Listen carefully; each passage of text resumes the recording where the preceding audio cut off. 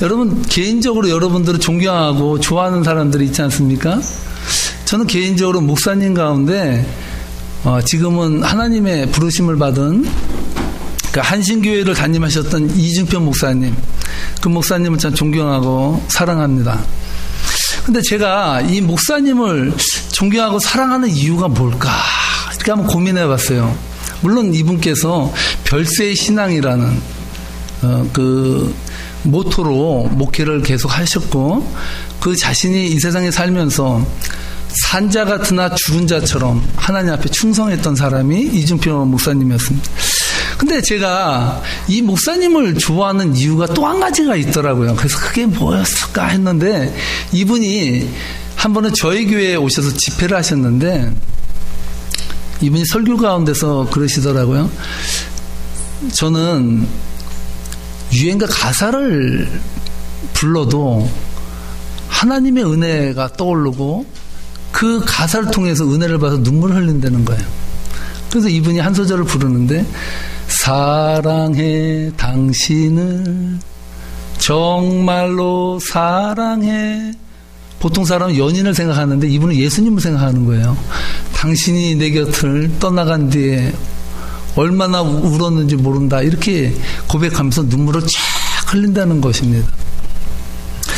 저는요, 이분 정도의 경지는 오르지 못했습니다. 그런데 저는 유행가 가사를 들으면 그것을 개사하고 싶은 그 욕구와 욕망이 일어납니다. 그 저희 교회 성도님들에게는 2번에 걸쳐서 사랑 없이 못 살아요, 그다음 김수희의 애모를 가지고 우리가 함께 은혜를 나눴는데, 특별히 제가 웬만해서는 이런 것을 우리 교회 성도들만 나누지 안 알려줍니다. 그런데 성령님이 감동이 왔어요. 얘야 종아, 이 양 이 좋은 거 형제교회로 생각하는 나눔교회에 오는데 한번 같이 불러보면 어떻겠냐, 이렇게 또 은혜를 주시더라고요. 그래서 무슨 노래를 제가 부르면 될까요 했더니 나훈아의 영영을 부르라 그러시더라고요. 그래서 제가 오늘 여러분과 함께 나훈아의 영영이라는 말은 영원이라는 뜻인데, 제가 말한 영영이라는 말은 영적으로 같은 단어 다른 뜻입니다. 그러니까 자꾸 세상적으로 생각하지 마세요. 우리 함께 저 찬양을 함께 불러보도록 하겠습니다. 믿으라 했는데 믿어야만 하는데, 그런데도 난 아직 주를 믿지 못하네. 어쩌면 좋을까, 어찌하면 좋을까. 세월 가도 난 아직 주와 동행 못하네. 이런 나를 주님이 사랑하고 있나봐. 나의 죄를 위하여 십자가를 지셨네. 영원히 내가 죽는 날까지,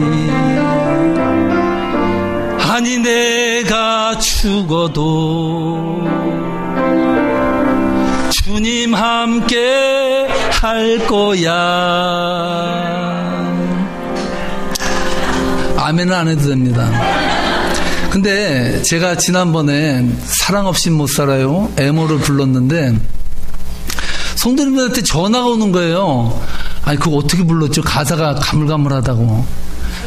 그래서 제가 이번에 안 되겠다, 한 번은 더 불러줘야 집에 갈 때 흥얼거리겠다. 그래서 다시 한번 저희가 불러보도록 하겠습니다. 믿으라 했는데, 그러니까 여러분 이 찬양을 부를 때 감정을 넣어서 여러분 하나님 앞에 호소하듯이 불러야 은혜가 옵니다. 그러니까 여러분 이 찬양에 은혜 받으시는 마음으로 다시 한번 부르겠습니다. 믿으라 했는데 믿어야만 하는데 그런데도 난 아직 주를 믿지 못하네. 어쩌면 좋을까? 어찌하면 좋을까? 세월 가도 난 아직 주와 동행 못하네. 이런 나를 주님이 사랑하고 있나봐.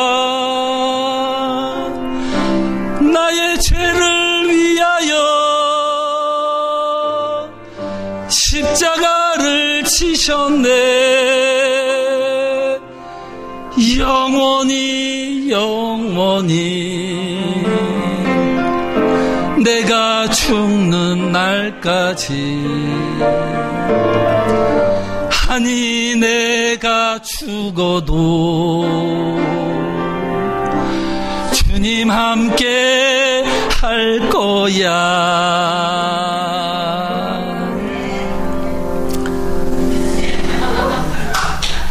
여러분이 주님 잡고 손잡았다고 생각하지 마세요. 우리 주님이 여러분의 손을 잡은 것입니다. 우리가 죄인 되었을 때 우리 주님은 십자가의 죽으심으로 말미암아 여러분들의 손을 잡아주신 거예요.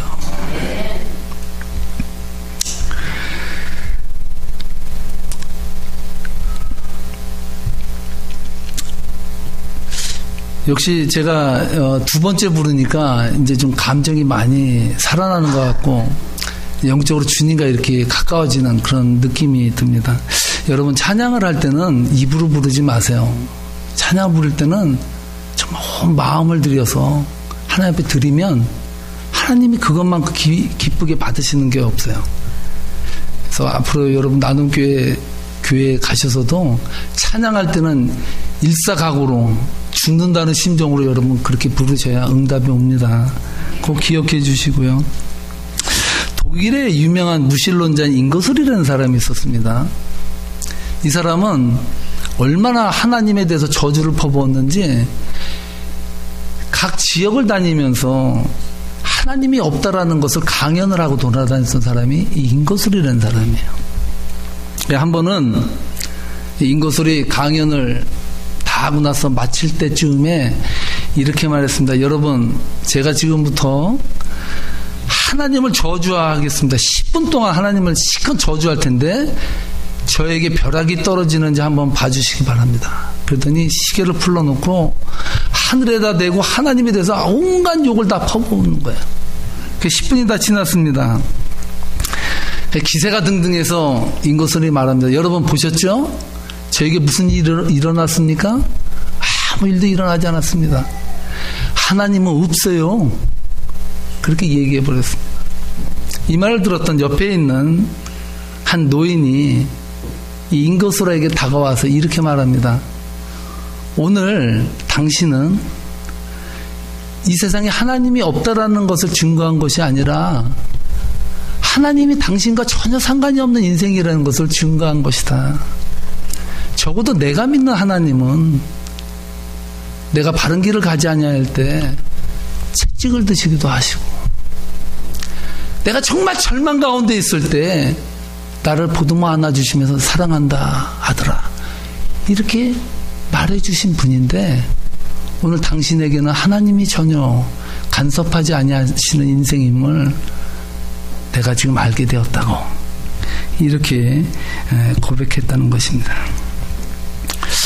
저는 오늘 본문에서 바울은 하나님이 자신을 사랑하시는 증거, 그 증거가 무엇인가에 대해서 우리들에게 분명히 가르쳐주고 있습니다. 여러분, 하나님이 여러분을 사랑하신 걸 믿습니까? 네. 그러면 여러분 그 증거가 무엇입니까? 하나님이 여러분을 사랑한다는 증거. 기도했더니 여러분 라러가 당첨됐습니까? 기도했더니 집에 부동산이 갑자기 뛰었습니까? 하나님이 여러분을 사랑하시는 그 증거는 무엇일까요? 오늘 본문에 보면요, 바울은 구체적으로 하나님이 자신을 사랑하는 증거로 하나님께서 자신의 삶을 구체적으로 간섭하고 있다는 사실을 제시했습니다. 하나님은 하나님의 백성을 그냥 버려두지 아니하고 일일이 간섭하시고 때로는 잘못하면 채찍을 드시고 고난을 주시고 내가 여기 있다라고 말씀하시는 분이라는 것을 오늘 본문은 우리들에게 말해주고 있습니다. 그것을 한 단어로 말해서 붙잡힌 인생이라고 그렇게 고백하고 있습니다. 우리 함께 12절 말씀을 함께 읽어보도록 하겠습니다. 다 함께 읽겠습니다. 내가 이미 얻었다 함도 아니요 온전히 이뤘다 함도 아니라 오직 내가 그리스도 예수께 잡힌 바 된 그것을 잡으려고 달려가노라. 아멘. 인간은요, 누구나 간섭받는 걸 싫어해요. 한국 사람들은 그런 데잖아요. 넷이 만나면 다 넷이 다 지도자라고. 열이 만나면 열이 다 지도자예요. 다 잘났어요. 다 똑똑해요. 간섭받기를 싫어하는 것이 사람의 마음입니다. 여러분, 아담과 하와가 선악과를 따먹었잖아요. 선악과를 왜 따먹은지 아세요? 그 선악과 먹으면 뭐와 같이 돼요? 하나님 같이 된다는 거예요. 하나님이 뭐예요? 아담과 하와가 이해한 하나님은 이 세상 살면서 간섭받지 않고 살 수 있다는 거였거든요. 하나님 나 타치하지 마세요. 나도 이제 하나님이니까 간섭하지 말라는 거예요. 그래서 선악과를 따먹었거든요. 그러나 바울은요, 하나님에게 붙잡힌 인생에게 임하는 기막힌 은혜를 자신의 삶을 통해서 우리들에게 증거해 주는데, 때로 하나님이요, 우리들에게 간섭하심이 바울에게는 고난으로 다가오기도 했습니다. 정말 살 소망까지 끊어지는 그 절망의 나라까지도 하나님께서는 바울을 내려놓기도 하셨어요. 그런 의미에서 오늘 본문 속에서 하나님 앞에 붙잡힌 인생을 살아간 바울이 자신의 삶의 경험을 통해서 고백하는 인생은 뭘까? 전 그 인생에 대해서 두 가지로 여러분들에게 말씀해 드리고 싶습니다. 첫 번째로 바울이 이해한 인생은 진행형이라는 거예요. 우리가 살아가는 인생은 ing라는 거예요. 지금도 계속해서 하나님의 은혜가 머물고 하나님의 은혜 속에 살고 하나님의 은혜를 향해 자신이 간다라는 것이죠.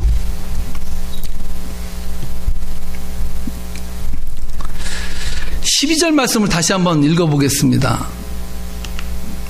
내가 이미 얻었다 함도 아니요 온전히 이루었다 함도 아니라 오직 내가 그리스도 예수께 잡힌 바 된 그것을 잡으려고 달려가노라. 아멘. 바울이 고백하는 인생은요, 내가 지금 다 인생 이룬 것도 아니고 내가 지금 내 인생이 온전히 완성된 것도 아니고 완성돼 가고 있다라고 고백하고 있어요. 그다음 여러분의 인생은 어떻습니까? 어떤 사람은 이미 자신에 대해서 자신의 인생이 ing가 아니라 피니시로 생각하는 사람이 있어요. 아, 인생 끝났다. 이제 내 인생은 절망이다. 희망이 없다. 내일도 없다. 내 삶은 이제 여기서 절망이고 끝이다라고 생각하며 평생을 살아갈 사람도 있어요. 인생은 아직 하나님 안에서 끝난 것이 아닙니다. 바울이 그 많은 고난 속에서 그 고난을 이길 수 있었던 원동력과 힘은 인생은 ing라는 거예요. 인생은 현재 진행하고 있는 거예요. 언제 하나님의 은혜가 계속해서 우리를 퍼부을지 모른다는 거예요. 그러니까 인생을 살아가면서 속단하지 말라는 거예요.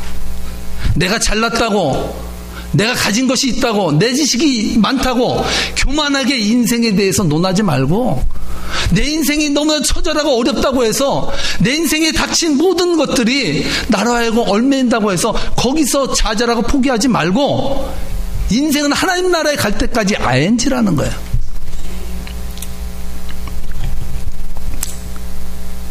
바울이 바로 그것을 잡힌받은 인생이라고 고백하지 않습니까? 바울이 다메섹에서 예수님을 만나기 전에 얼마나 교만했습니까? 하나님에 대한 지식을 다 가졌다고 생각했습니다. 그는 율법학자 중 율법학자고 율법의 의로는 하나도 죄에 꺼리낌이 없을 정도로 철저하게 산 사람이 바울 아닙니까? 누구에게 내놔도 자신 있는 사람이 바울이었어요.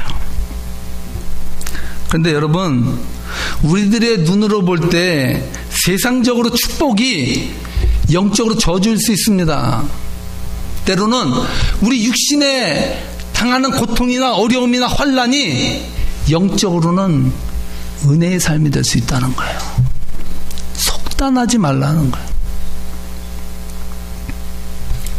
그러므로 여러분, 매사의 삶을 살면서 일희일비하고 경주처럼 부지런히 달려가는 인생이 되어야지, 일희일비하면서 첫날에 좋으면 기뻤다가 그 다음에 힘들면 좌절하고 이제 포기해야지, 하나님 없나 봐, 내 생활 보니까 참 지지리도 복도 없네, 이렇게 여러분의 인생을 피니시로 결단하지 말라는 거예요.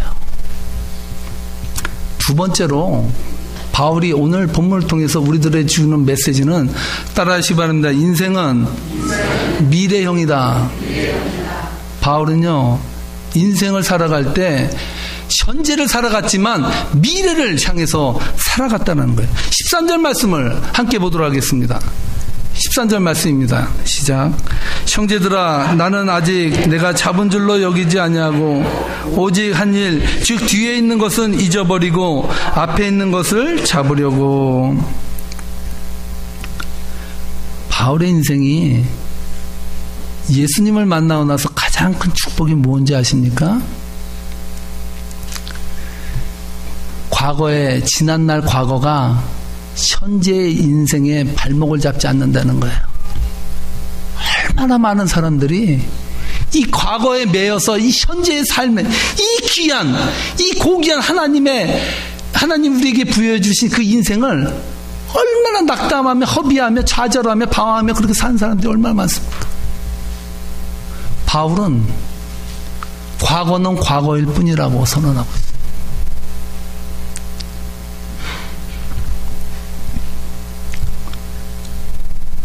바울은요, 과거는 과거로 남겨놓을 수 있는 그 은혜를 하나님으로부터 받은 것입니다. 생각해 보십시오. 여러분, 바울 때문에, 바울이 예수 믿는 자들을 잡아서 옥에 가두기 위해서 얼마나 그가 부단히 노력했는지 아세요? 얼마나 대단했는지 눈에서 살기가 나왔다는 거예요. 살기의 광선이 나올 정도로 눈이 도끼가 있었다는 거예요. 도끼가. 얼마나 많은 사람들이 바울 때문에 옥에 갇혔습니까? 얼마나 많은 사람들이 바울 때문에 그런 고통을 당했습니까? 스데반은 죽기까지 했어요. 만약에 바울이 과거에 얽매인다면, 예수 믿는 사람들 때려 죽인 사람, 예수 믿는 사람들을 옥에 가둔 사람이라고 자신을 맨날 자학하며 살았다면 어떻게 그가 사도가 됐겠어요? 그리스도인들에게 오는 가장 큰 은혜는 과거가 현재의 삶을 주장하지 못하게 하는 거예요. 왜요? 예수님이 그것 때문에 죽으셨거든요.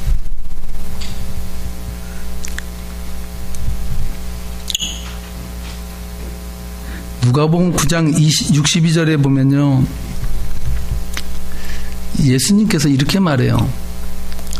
쟁기를 잡고, 일하는 연장을 잡고 뒤를 돌아보는 자는 하나님 나라에 합당하지 않다.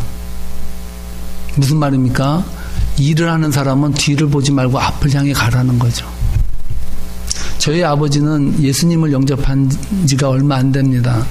지금은 하나님의 나라에 부르심을 받았는데, 저희 아버지가 친구분의 보증을 잘못 써서 돈을 다 날리시고 저희가 하루아침에 사골세방 아주 누추한 그 방으로 저희 가족이 다 내몰렸습니다. 저희 아버지는 좌절의 삶을 살았어요. 너무나 절망적이었습니다. 근데 한 번은 아버지가 성경책을 보시다가 저희를 부르시더라고요. 그러더니 아버지께서 하시는 말이, 누가복음 보니까 쟁기를 잡은 자는 뒤로 안 돌아본대.